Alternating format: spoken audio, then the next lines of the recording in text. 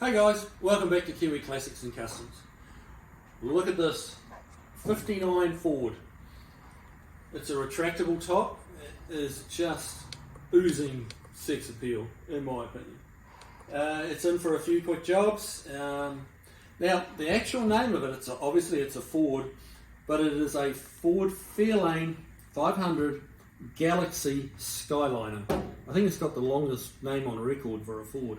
They not quite sure what that was about. It's like they jammed two models together. This is a lot of car. It's in awesome condition. Someone's restored it. It's an older restoration, but it stood up really well. It's nice. The paint's good. The interior is gorgeous. All exact reproduction of what it should have been. Bit like our old Mercury. It's got the front opening, front hinging, I should say, hood. So we've been doing a little bit of work to this. It didn't want to start. We did get it started and it was just pouring fuel out the carburetor. So ran through that, did a quick rebuild on the carb. It's running pretty nice now. We did find it had quite a bad exhaust manifold leak on the passenger side. So we're just in the process of taking that off. There's a little butterfly deal goes in the exhaust as part of the heated choke setup. So we've got to get all that apart. It's all frozen. So we're working on that right now. Just a few little things. It's just been out of action for a couple of years, not been driven at all, and they really don't like sitting like that. We popped a new battery in it. Some of you guys will have seen the little short. I put a couple of little teaser shorts up yesterday, and that battery terminal was just like a baseball sized lump of orange fur growing on it. But anyway, let's wander down the side and take a look at the back of this thing. Peek in the interior there, and just, a real time capsule. This is just as they were when they rolled off the showroom floor. The three-tone interior is just, again, an indicator of the excess of the period. Like that would have taken a lot of making back in the day. And two-tone painted steering wheel, which probably doesn't sound like much, but that, painting it white, it doesn't take much. Painting it red and white, that's double the work, if not more. The end result is just gorgeous. And head around the back, have a look at that.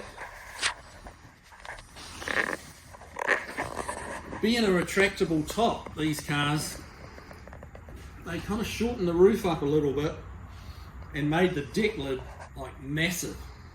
This lifts up, hinges from the back, kind of the opposite to the hood, and all that folds up and drops away inside. Now, we've been asked by the owner not to mess with the top. I think it might have some little issues going on with the top, and they are very complicated and delicate and hard work to get them going right, but he's asked us just to leave that alone, so we've got to respect that. I'd love to lift it up and have it dropping in the trunk for you guys, but we've been asked not to. But that deck lid is like 5 foot long, and the quarter itself is 8 foot long, so they're just a tank.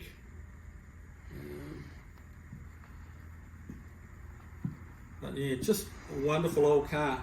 But we're going to show it up in the air now, have a look around underneath, see what we can find under there. We're just looking for any issues that it might have after sitting for that long.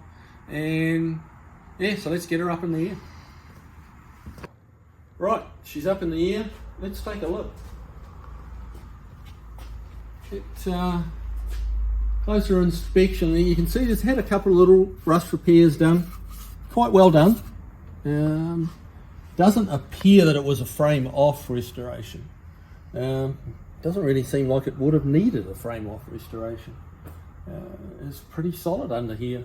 What do we got? We've got these awesome chrome fender skirts. Just a dual exhaust. We've dropped the exhaust down. We got lots of cobwebs, but that's 2 years. We've dropped the exhaust down because we're trying to get to this manifold leak up the front. So that's why this is hanging down. And if you look up in here, this is the gas tank actually in front of the rear axle, directly underneath the rear seat passenger's butts. The reason they had to do that was they needed so much room in the trunk to fit that retractable hardtop that there was kind of nowhere left for a gas tank. So they put it up here in front of just in front of the centre line of the rear axle. You've got a fuel pickup coming out here. It's even got like twin drain plugs because the tank's low here.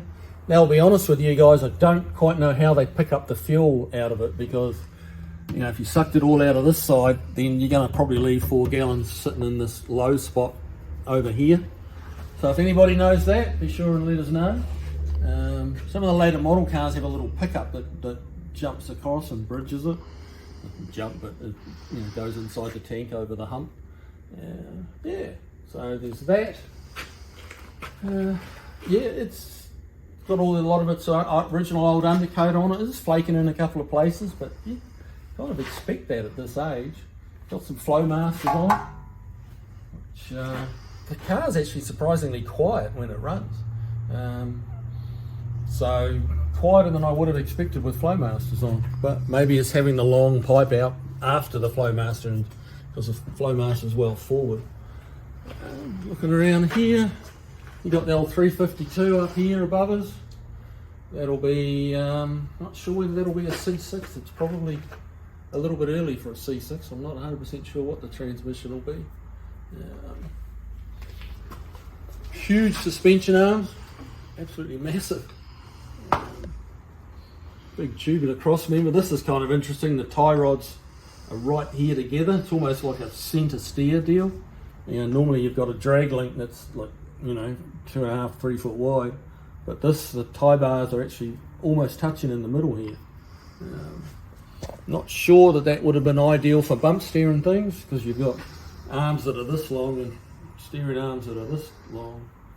But let's be honest, they weren't really all about handling. They were about comfort and cruising. So, but really there doesn't seem to be anything jumping out that's bad news. You look right up in here, you get up in here, just see how clean that is up there. That's a great old car. It's a great old car. But look, I'm going to dig in and get this manifold off, see if we've got to put new studs in it. The studs have corroded away. I think you'll be able to see that, Barry, where they've gone thin. If you look up into here, if I can get my hand up there. I see it. You can see it. The studs all kind of tapered down after the threads. Yep. I really don't want to try and tighten that up again with a new gasket, because that stud's just going to snap off. So better off to get ahead of it and get out in front of it, get the whole manifold off. We'll get it soaking overnight, try and get those studs out, put new ones in, and then it won't be leaking. Like, I suspect someone's not done it up very tight because they were worried about the studs. So, and because they've not done it up very tight, it's blown the gasket out. So there's no point doing a 2-month fix on a car like this. You've just got to take it apart and you've got to do it properly. So I'm going to jump onto doing that. We'll get that buttoned down, and then hopefully we'll be able to get it out for a test drive, and we'll bring you guys along. All right, you guys have a great evening. We'll see you on the next one.